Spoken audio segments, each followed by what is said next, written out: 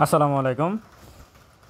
মার্কেটে আজকে ভয়ঙ্কর এক রূপ দেখা গেল একটা শেয়ারকে কেন্দ্র করেই। প্যারামাউন্ট ইন্স্যুরেন্স 10%-এ সে আজকে লুজারের তালিকায় ছিল। 10% কমে গেছে শেয়ারটা আজকে, মানে সর্বোচ্চ যতটুকু কমা যায় ততটুকু কমছে। এই শেয়ারকে কেন্দ্র করেই জরিমানাটা হলো গতকালকে সিকিউরিটি এক্সচেঞ্জ কমিশনের বৈঠকে। 923তম কমিশন বৈঠক ছিল 24শে সেপ্টেম্বর। এই প্যারামাউন্ট ইন্স্যুরেন্স 23 টাকা থেকে 130 টাকা পর্যন্ত এই শেয়ারটাকে নিয়ে যাওয়া হয়েছিল। এই জন্য আবুল খায়ের হিরো গেমলার তার 25 লক্ষ টাকা, সাকিব আল হাসান 50 লক্ষ টাকা, ঈশান কমিউনিকেশন 75 লক্ষ টাকা, মোনাক মাঠ 1 লক্ষ টাকা, আবুল কালাম মাতাব্বর 10 লক্ষ টাকা, আরও দুজন আছে, ওনাদের দুজনকে 1 লক্ষ টাকা করে জরিমানা করছে। এই হচ্ছে প্যারামাউন্ট ইন্স্যুরেন্সের ইতিহাস। এই জরিমানাটা কালকে হওয়ার পরে আসলে বুঝাই যাচ্ছিল যে মার্কেটে পরিণতি কী হতে পারে আজকে।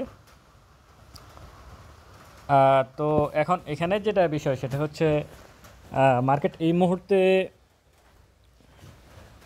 প্যারামাউন্ট ইন্স্যুরেন্স নিয়ে যদি পার্সোনালি বলি, সেটা হচ্ছে 1 বছর আগে যারা ছিলেন তারা 45% লসে আছে, এবং কোয়ার্টার 2-তে তার ইপিএস হচ্ছে 69 পয়সা, যেটা গতবারের থেকে বেশি আছে। আর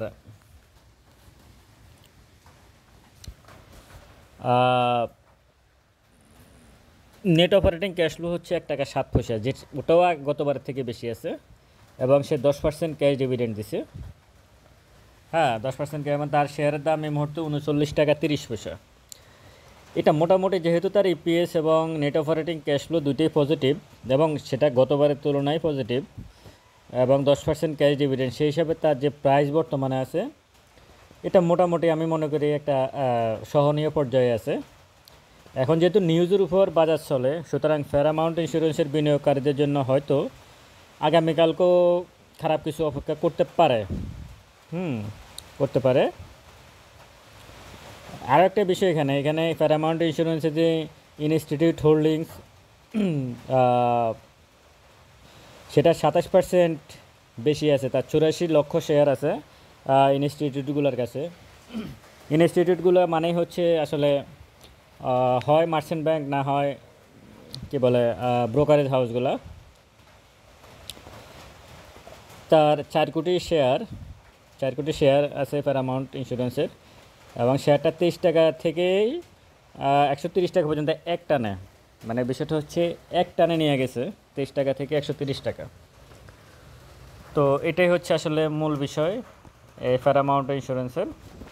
1 মিনিট চার্টে আসলে সারা দিনে শেয়ারটা মানে নিচে ছিল, কারণ গতকালকে এটার একটা ব্যাড নিউজ ছিল যে একটা শেয়ারের কারণে অনেক টাকা জরিমানা। তো সেটার ফলাফল আসলে পুরো মার্কেটকে এভাবে দিতে হবে, এটা আসলে বোঝা মুশকিল ছিল যে আসলে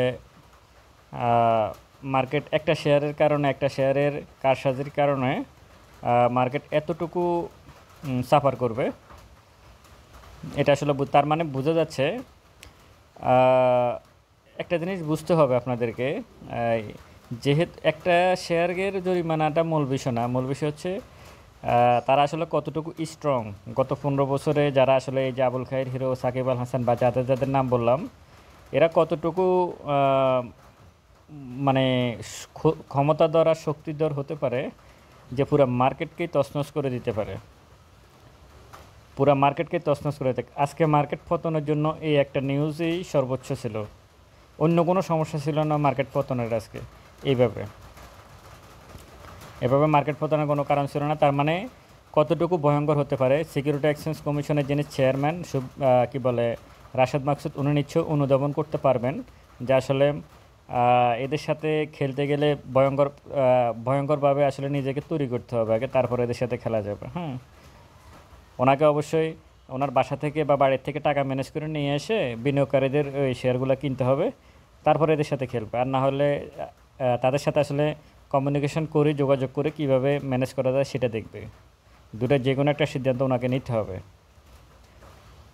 ওনাকে অবশ্যই সিদ্ধান্ত নিতে হবে। হ্যাঁ, অন্যায় করলে, অপরাধ করলে শাস্তি পাবে, সবই ঠিক আছে, কিন্তু সব কিছু যদি যখনকার সময় মানে যেটা যে সময় করা দরকার সেটা সে সময় না করে তাড়াহুড়া করে কোনো কিছু করতে গেলে যে ভালো হয় না, 2 মাসের ভিতরে এতগুলো সিদ্ধান্ত নেওয়া যে ভালো হয় নাই তার জ্বলন্ত প্রমাণ গেছে আজকে।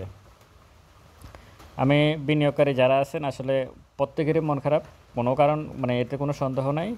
কারণ আপনি শেয়ার, আমি তো বললামই আমার কয়েকটা ভিডিওতে আমি বলছি, আপনি প্লট তোলার পরে যেখানেই শেয়ার কিনছেন আপনি সেখানেই আসলে ক্ষতিগ্রস্ত হয়েছেন।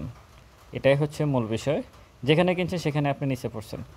আর অনেকে বলার চেষ্টা করে যে আসলে এত হাই প্রাইসে কেন শেয়ার কিনছে, উনি হয়তো হাই প্রাইস কারো কয় বা লো প্রাইস কারো কয়, ওটাই এখন ওনার হয়তো মাথা ঢোকে না। আবার বলতেছে যে ফান্ডামেন্টালি কিনতে হবে। ফান্ডামেন্টাল শেয়ার বলতে কি বোঝায়, এটা হয়তো উনি ফান্ডামেন্টাল ব্যাট বেশি আছে, জিপি আছে, কী বলে তারা কোথায় পড়ছিল ওটা হয়তো অনেকের হয়তো মাথায় নাই। হ্যাঁ হ্যাঁ, ওগুলো হয়তো এখন ভালো উঠে গেছে দেখে আর টের পাওয়া যাচ্ছে না, কিন্তু যখন পড়ছিল তখন কিন্তু ঠিকই টেনশন ছিল। হ্যাঁ, তো এই হচ্ছে ফেয়ার অ্যামাউন্টের বিষয়। ফেয়ার অ্যামাউন্টের এই শেয়ারটার ব্যাপারে যারা বিনিয়োগ করে আছেন তারা অথবা নতুন করে যদি কেউ আসতে চাচ্ছেন এই বিষয়ে অবশ্যই আপনারা একটু সাবধানতা অবলম্বন করবেন এই শেয়ারটা নিয়ে। ভালো থাকবেন সবাই, আসসালামু আলাইকুম।